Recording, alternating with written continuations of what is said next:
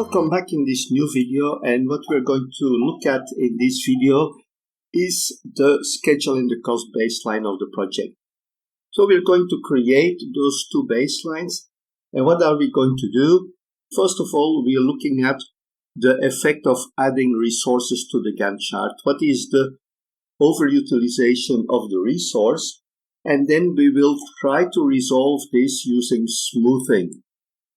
We find the schedule baseline, and based on this, we can also create or calculate and find the critical path position, which is represented in a graph. So let's have a look at adding resources to the Gantt chart. And when we add our dear friend Harry Potter to the Gantt, we see that he's not working on all the activities, he's not working on D, H, and L. He's not working on C, F, G, H, and on L. So I was looking at the slide 0, so that was my mistake.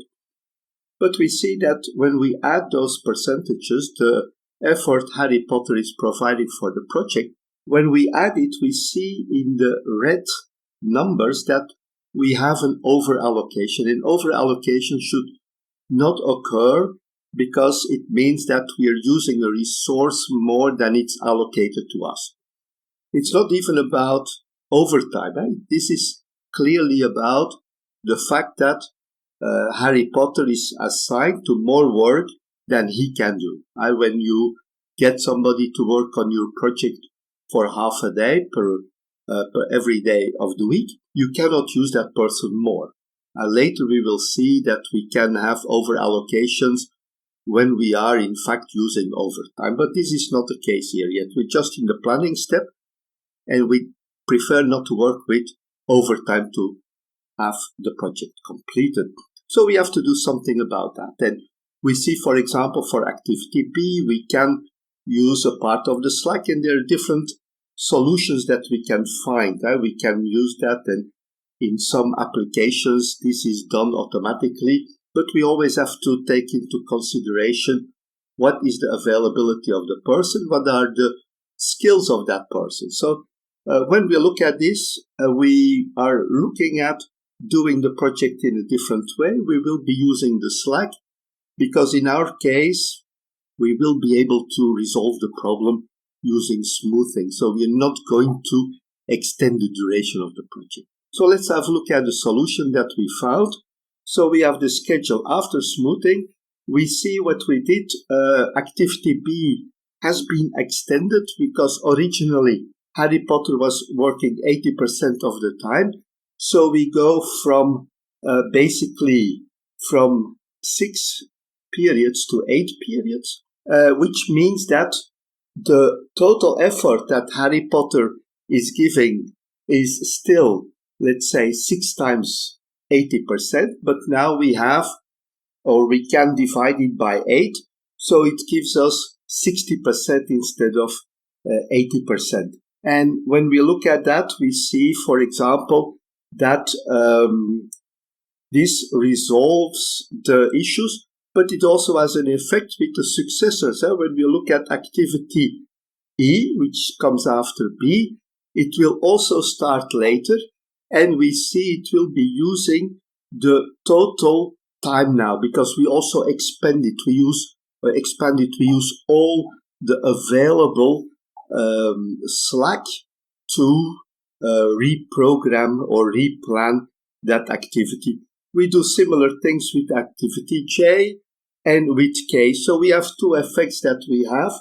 First of all, when we extend the duration of an activity, this has also an effect on the time allocation of the resource, but also it will have an effect on the start point or the start position of the successors of that activity. Now, when we do the calculation here, I did it in Excel, and there may be some small differences in the decimals that we will have here. But we see these things are happening. We can do it. So we found a solution. But we also see that, for example, the activity J and K now also become critical, that there is no more slack left over.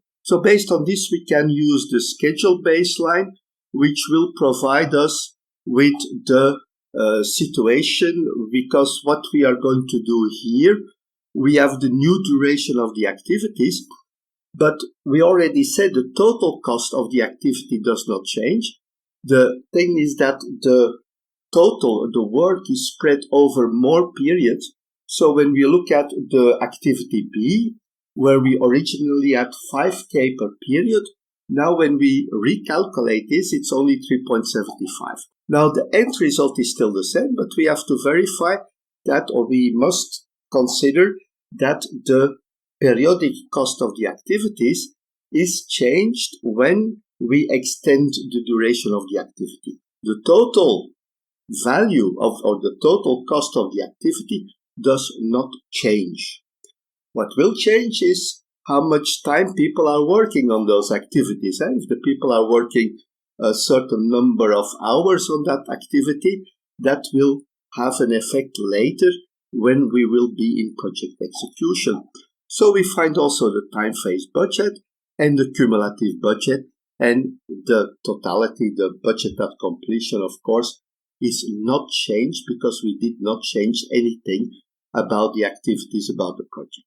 Now we can put that all in a graph, and we call it the critical path position. So now we have the orange graph which is added, and this is the budget curve with a planned start, and that is basically our schedule baseline and our cost baseline together.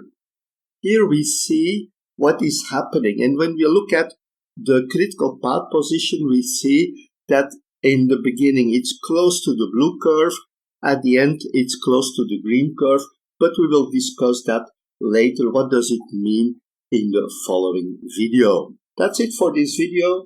So that's it. I thank you very much for watching this video, and I'm looking forward to seeing you in our next videos. Bye bye.